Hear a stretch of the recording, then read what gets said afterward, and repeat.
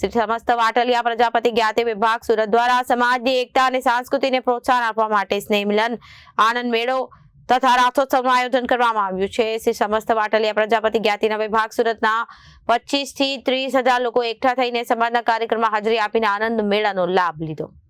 આ કાર્યક્રમમાં શ્રી વાટલિયા પ્રજાપતિ સમાજના સુરત વિભાગના પ્રમુખ કલ્પેશભાઈ વરિયા, કમિટી સભ્યો તેમજ સમાજના અગ્રણી નંદલાલભાઈ પાંડવ અને જીતુભાઈ કાકલોતર તથા અન્ય આગેવાનો તથા સમાજ ટ્રસ્ટીઓ વશરામભાઈ કાલસરિયા અને હરજીવનભાઈ વરિયા, ગોવર્ધનભાઈ સરવૈયા, જયંતિભાઈ અને સમાજના કોર્પોરેટર તથા તમામ પરિવારના પ્રમુખો તેમજ સ્વયંસેવકો કાર્યક્રમનું આયોજન સફળ બનાવ્યું હતું। આ કાર્યક્રમનો મુખ્ય હેતુ એવો હતો કે સમાજમાં એકતા અને દરેક સમાજની જેમ વાટલિયા પ્રજાપતિ સમાજમાં એકત્રિત થઈને સમાજમાં મજબૂત બને એ હેતુસર કાર્યક્રમનું આયોજન કરવામાં આવ્યું હતું।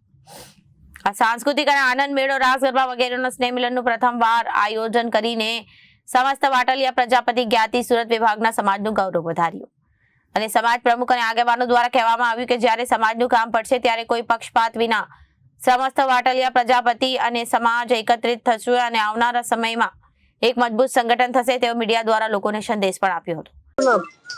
શ્રી સમસ્ત વાટલિયા પ્રજાપતિ જ્ઞાતિ સુરત વિભાગ પ્રમુખ શ્રી કલ્પેશ વરિયા। આજે શું કાર્યક્રમ રાખવામાં આવ્યો છે? આજે સમસ્ત વાટલિયા પ્રજાપતિ સુરત વિભાગ દ્વારા સ્નેહ મિલન આનંદ મેળો સાથે સાથે રાસોત્સવ ત્રિવેણી સંગમનું આયોજન કરવામાં આવ્યું હતું। મહેમાનમાં કોણ કોણ ઉપસ્થિત હતા?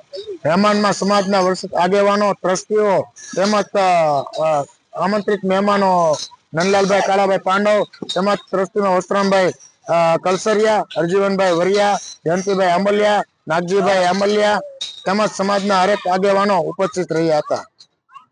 આ સમાજમાં આ કાર્યક્રમ કરવાનો ઉદ્દેશ્ય શું હતો? એ સમસ્ત વાટલિયા પ્રજાપતિ જ્ઞાતિ સમાજનો આ મોટો કાર્યક્રમ પ્રથમવાર થયો છે।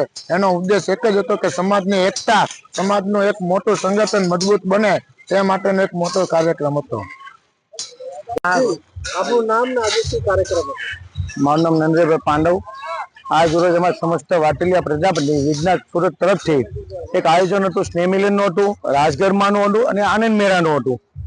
આ આયોજન કરવામાં અમને અમારા પ્રમુખ શ્રી કલ્પેશભાઈ વરિયા અમારી એવી ભાવનાથી એક સમાજ એક થાય એના માટેનું આયોજન કરેલ હતું। તો પરિસ્થિતિ જોતા એવું લાગ્યું કે અમને એવું લાગ્યું 5,000 જેટલું માણસ થશે આયોજનમાં। અત્યારે આયોજન એટલું સરસ ગયું કે લગભગ કમસે કમ 20,000 થી 25,000 માણસોએ આનો લાભ લીધો છે। આમાં બીજો અમને સમાજને ફાયદો એ થયો કે આજે જે સ્નેહ મિલન છે તો વડીલો બધા મુલાકાત થઈ, બાળકો છે તો આનંદ મેળાનો તો બાળકોએ લાભ લીધો, બહેનો હતા ત્યારે ગરબાનો લાભ લીધો। ખરેખર દરેક જણા બહુ ખુશ થયા। Bureau report Janadesh.